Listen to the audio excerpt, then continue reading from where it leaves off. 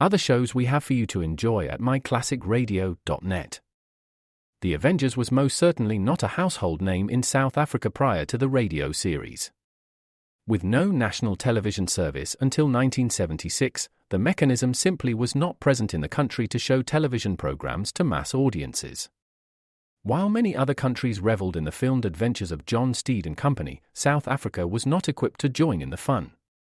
The series took Britain by storm and made a major impression in the American markets, being that greatest of rarities, a British series given a network transmission slot. However, as a filmed series, rather than a videotaped one, The Avengers was able to gain a modicum of exposure in South Africa through film rentals. Come and listen at myclassicradio.net.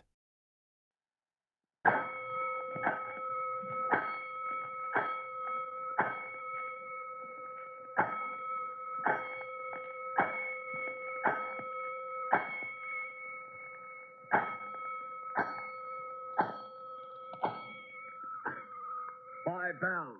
Stand by all stations. Attention all districts. A 5-alarm fire.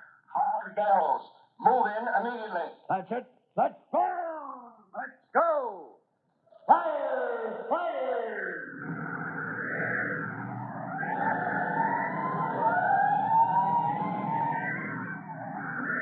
Presenting Firefighters, the true-to-life story of our unsung heroes who stand ready to ride by day or night against our most murderous enemy, the demon of fire.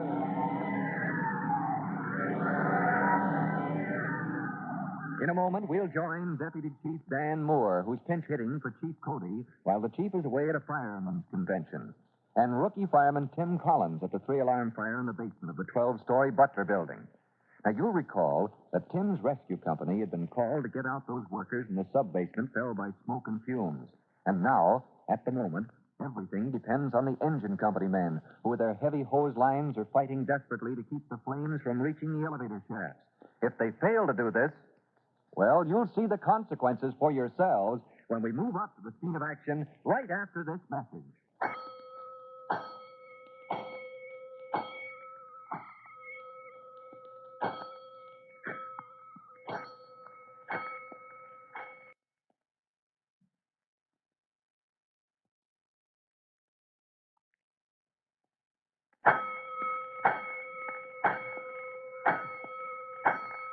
Let's go, firefighters. Let's duck under the lines which hold the crowd back some distance away and move along the torn-up street which is under repair in front of the 12-story Butler building. Now, right ahead now is the engine company's giant pumper, which with several other trucks managed to twist and turn its way through the rubble close to the basement entrance. Deputy Chief Moore, who is subbing for Chief Cody, and rookie fireman Tim Collins are there watching what they hope are the last few stragglers leave the building. But right there's one source of danger. In an office building this size, it's difficult to make sure that every last person is out. As Deputy Chief Moore says, You see, Jim, if that fire in the basement gets loose, sweeps up an elevator shaft, breaks out above somewhere, and anyone gets cracked. Say, that's right, Chief Moore. Coming out of the top basement with my gas mask on, I hadn't noticed, but I don't see your aerial ladder. Well, you don't see it because we can't get a truck that size down this doggone street in the condition it's in. Oh, brother, I sure hope we don't need it. Well, maybe we won't. But if we do, that really will be the payoff. What are you looking like that for, son? I was just thinking of Jimmy. Jimmy? Oh, your kid brother. Yes, sir. I was recalling something I told him a while ago about how we sometimes had to use scaling ladders. Whoa there now. If you got any picture of yourself dangling from a scaling ladder, hooked onto a window, 9 stories up, making like a human fly, just forget them. Frankly, Chief, I don't mind forgetting that picture at all. The chances are pretty good we won't have to do any scaling. I'll be honest, sir. Pretty good? Well, just there then. Doggone it, I wish we could get that aerial ladder in here. Yeah, I see, sir. Well, if we can't, we can't. Maybe it's just as well I brushed up on scaling ladder technique, huh, Chief?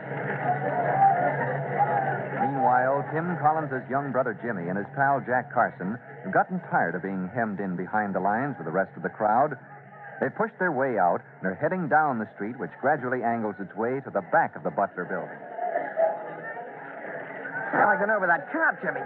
I told him your brother was a firefighter, and still he wouldn't let us through. Oh, he was only doing his job, Jack. You knew he wouldn't. Yeah, I guess I did. The trouble with you is you always want to be right in the middle of things.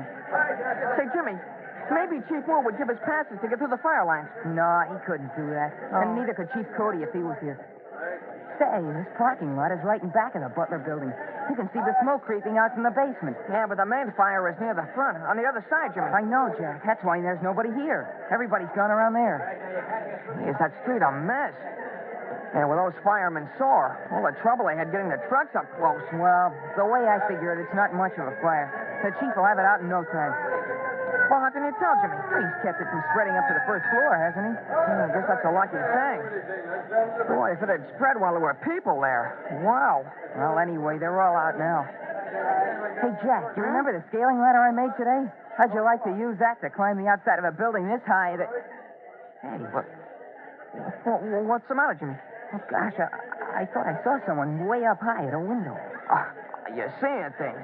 You said yourself everybody's out. No, look at there. Huh? It's a lady. She's leaning way out. But she's going to drop something, I think. Drop something? Well, why should anybody do a crazy thing like that? Hey, holy smoke, she did. She dropped a bottle of some kind. That could be dangerous. Well, didn't she see her standing here? Of course she did. Come on, Jack. There was something in that bottle. If there was, all I can say is it's no good now. She must be about 8 stories up. There. Look where that smashed on the ground. It's a piece of paper. I get it, Jimmy. She wrote a note. She put it in that bottle. So the wind wouldn't carry it away. Yeah, and she knew when it smashed, it would get our attention. Well, what's the note say, Jimmy? Oh, just 4 words. Huh? Her handwriting isn't very good. She was either in a hurry or scared to death, Jack. Well, what's it say? It says, locked in, help me. That's all. Oh, boy, that's enough. How'd you like to be locked in an office or something way up there with a fire in the basement? I wonder how the firemen and the police missed her. They were going through the building, clearing it. Oh, gee whiz, they nearly had a riot. All that excitement. Say, maybe nobody heard her hollering. She's scared plenty. Look at how she's waving at us. Jimmy, somebody's got to help her. They certainly do. And I'm going to report it to the chief immediately. Well, why do that? Look, I can be up there and unlock her in less time than it'll take you to look up the chief. Are you crazy? It's dangerous going in a burning building like that. Well, why? The fire's in the basement. They'll have it out soon. There's a back door over there. Well, besides, it's against the law to cross police lines. You're a junior firefighter. You ought to know that. Look, I can run up the stairs and be back as quick as any fireman. I'd have her out in no time. I wouldn't be taking any chance. You could report what I'm doing to the fire department, and they could send up some men after me if they wanted. Jack, I'm warning you. It's dangerous, and it's not the way to do it. The firemen can rescue her. They're trained for jobs like that. Look, there's nothing to it. I'm going up. You can tell them I'll let her out and bring her down the main stairs in the front, the same way everybody else walked out. Despite Jimmy's protests, Jack makes his way into the Butler building, bent on rescuing the trapped woman. A few minutes later, there seems to have been a spurt of renewed activity in the cleared area in front of the Butler building. A small ladder truck is bumping its way over the torn-up pavement, trying to get in closer. And at the foot of the building, Tim Collins and a group of firemen are connecting hose to twin brass pipes, which protrude from the building side. Now, above those is a sign you've probably noticed many times over these pipes, reading, Fire Department use only. For those, connect with a high-pressure water system, which runs through most big buildings. Well, now, Tim is approaching Deputy Chief Moore to report. Okay, sir. Stand pipes are connected with the pumper now. Shall we head up to that 5th floor? Not you, Tim. You're not in the engine company now. Get your lines up there fast, men. You know where the 5th floor hose is in this building.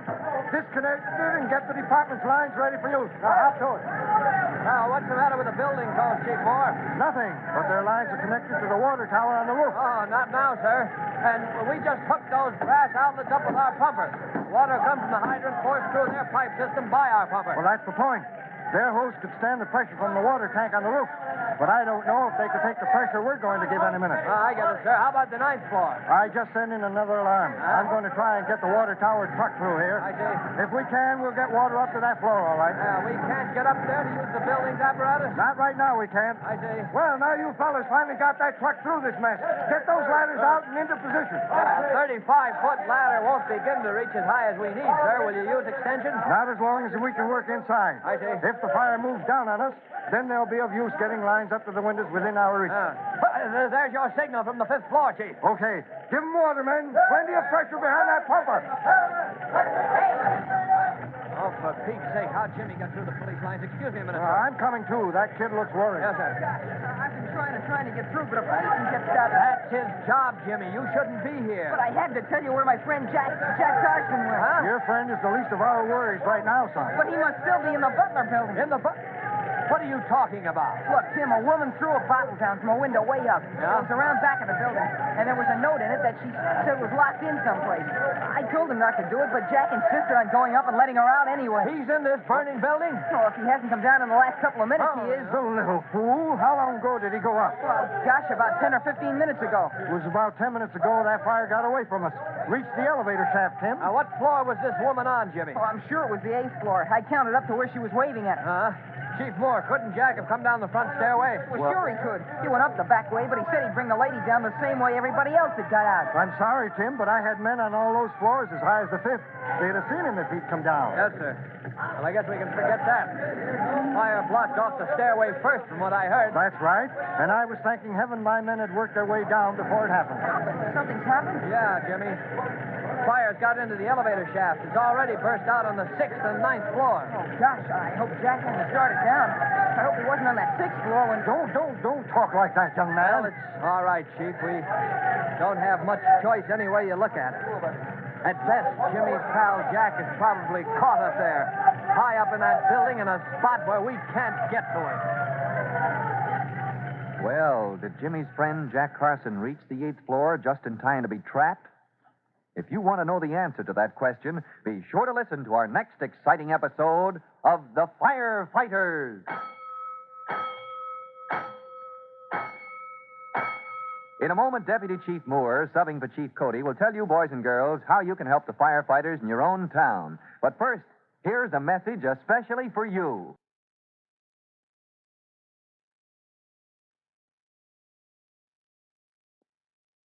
Now, here is Deputy Chief Dan Moore with a message for all firefighters. Chief Moore. Well, this is Deputy Chief Moore back again, boys and girls. Before Chief Cody left for a short trip to the Fire Chiefs Convention, he asked me to tell you about cleanup campaigns. Did you know that a lot of towns and cities have regular cleanup campaigns? Well, that's a fact. Civic organizations get together and make plans for cleaning up not only the eyesores in your neighborhoods, but also spots like dumps and vacant lots that may be fire breeders.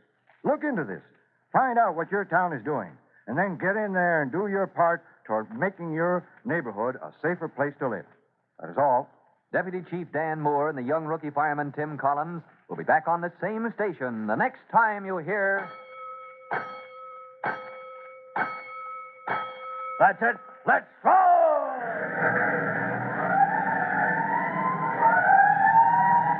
Let's go!